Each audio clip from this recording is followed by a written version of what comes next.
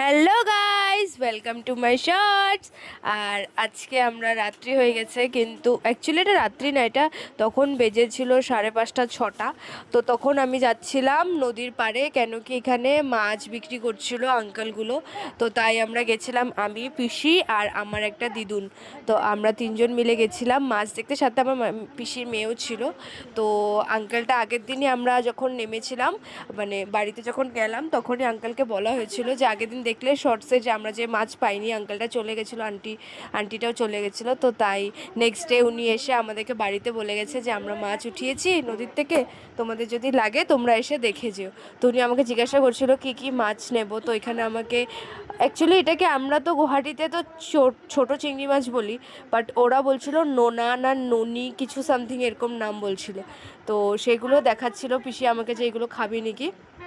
দেন আমরা নিয়েছিলাম নোনা, নোনা বলে নাকি জানি না আমি, তো এটা আমি নিয়েছিলাম। চলো গাইস, বাই।